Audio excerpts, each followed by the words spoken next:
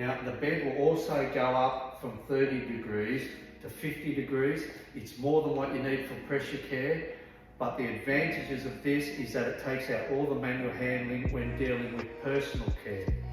So at 30 degrees, press and hold the up button a second time. The bed will continue to rise up to 50 degrees.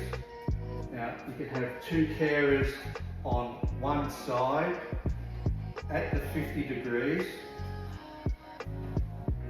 You roll the resident into the recovery position.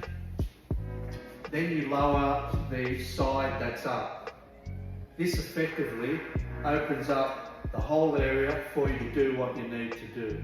Now, being a king single, if it's too far for you to reach across from that side to do what you need to do, you can quite easily do it from this side once the side of the bed has been put back down.